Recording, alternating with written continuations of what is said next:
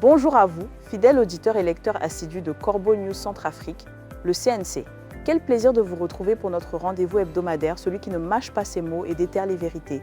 Aujourd'hui, nous allons parler d'une affaire qui nous arrache le cœur et qui révèle une fois de plus l'état de déliquescence de notre pays sous la botte du dictateur Faustin Archange Touadéra, la captivité d'une sous-préfète, une femme qui a choisi de servir et qui est aujourd'hui abandonnée.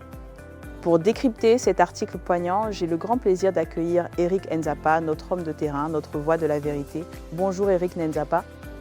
Bonjour Gisèle Moloma, bonjour à tous nos auditeurs et à ceux qui nous lisent sur le site du CNC.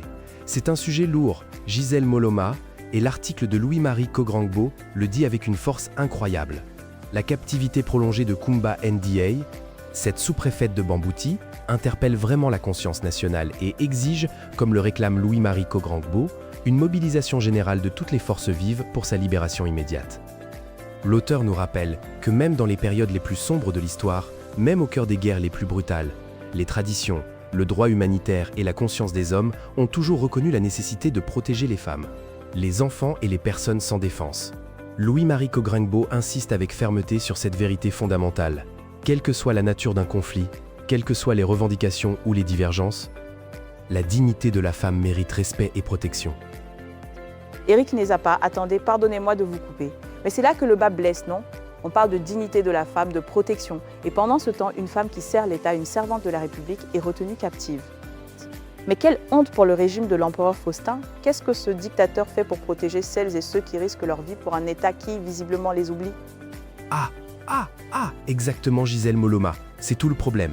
Aujourd'hui, cette captivité prolongée de Madame Kumba Nda interpelle directement la conscience nationale, selon ce défenseur des droits humains. Le texte de Louis-Marie Kograngbo insiste sur le fait que son seul tort est d'avoir accepté de servir la République dans une localité reculée, difficile d'accès et exposée à de nombreux dangers. Là où beaucoup auraient renoncé, l'auteur souligne qu'elle a choisi le devoir, le sacrifice et le service de l'État. Louis-Marie Kograngbo s'interroge. Quel crime a-t-elle commis? Quel péché a-t-elle commis pour être privée de sa liberté pendant plusieurs mois? Pour cet acteur de la vie sociale, son engagement au service de la nation ne devrait lui valoir ni l'abandon, ni l'oubli, encore moins la captivité. Ni l'abandon, ni l'oubli, mais c'est exactement ce qui se passe sous les yeux du dictateur Faustin. Comment le régime de Bangui peut-il prétendre gouverner quand il laisse ses propres fonctionnaires se faire enlever et disparaître dans la brousse? Cela n'envoie-t-il pas un signal désastreux à tous les fonctionnaires qui sont encore là? Qui se battent pour l'État? C'est une humiliation pour l'État, pour la République. Eric Nzapa. Mais oui, c'est tout à fait ça, Gisèle Moloma. Au-delà de sa personne, Louis-Marie Kograngbo affirme que c'est toute la fonction publique centrafricaine qui est concernée. L'auteur écrit que c'est la représentation de l'autorité de l'État qui est atteinte et que le courage de tous les fonctionnaires qui acceptent de servir dans les zones difficiles est mis à l'épreuve. Louis-Marie Kograngbo plaide dans sa tribune pour que toutes les forces vives de la nation s'identifient à cette femme. Chaque mère doit voir en elle sa fille, chaque fonctionnaire doit voir en elle sa collègue. Chaque citoyen doit voir en elle une sœur centrafricaine. L'auteur demande à chaque responsable public de voir en elle l'incarnation du service de l'État au prix du sacrifice personnel. Une incarnation du service de l'État au prix du sacrifice personnel. C'est magnifique comme phrase, Eric Nzapa, mais je me demande si l'empereur Faustin Archange Touadéra et son entourage comprennent seulement le sens de ces mots. Pour eux, le sacrifice, c'est pour le peuple, pas pour la bande au pouvoir. Louis-Marie Kograngbo dit que son histoire ne doit pas devenir une simple statistique. Mais c'est précisément ce que le régime du dictateur Faustin excelle à faire. Transformer les drames humains en chiffres froids, en notes de bas de page. C'est là toute l'absurdité du système, Gisèle Moloma. Louis-Marie Kograngbo martèle en effet que son histoire ne doit pas devenir une simple statistique ni une actualité passagère, elle doit devenir une cause nationale. Son nom doit résonner partout comme un appel à la solidarité, à l'unité et à l'action. Dans cette situation, Louis-Marie Kograngbo estime que le silence devient une souffrance supplémentaire. Selon l'auteur, l'indifférence devient une injustice et l'oubli devient une faute collective. Une faute collective, Eric Nzapa, mais qui est responsable de cette faute collective? N'est-ce pas le gouvernement de l'empereur Faustin, qui devrait être le premier à exiger la libération de Madame Kumba Nda? Que fait-on à Bangui pendant que cette femme croupit dans la brousse? Les soi-disant négociations dans l'ombre, comme le dit l'article, sont-elles une stratégie pour gagner du temps et faire oublier cette femme? c'est inacceptable.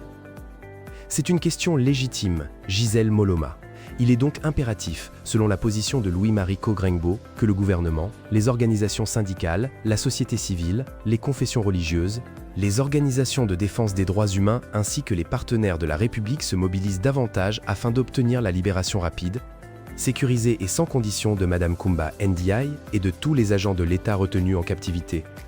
L'auteur écrit que lorsqu'une femme qui sert la République souffre, c'est toute la République qui souffre. Lorsqu'une servante de l'État est privée de liberté, Louis-Marie Cogrengbo appelle la conscience nationale à se lever. Le texte de Louis-Marie Cogrengbo se résume en 3 mots d'ordre.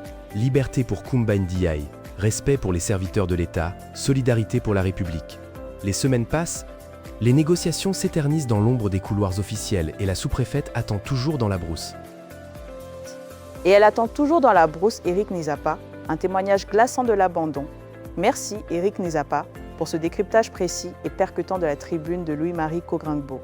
C'était un article signé Brahim Saleh.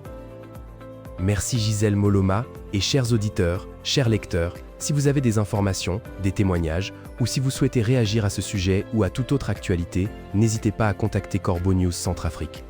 Le numéro de téléphone ou WhatsApp de la rédaction est le +236 70 16 44 65. Nous comptons sur vous pour faire entendre votre voix. Merci de nous avoir suivis et à très bientôt.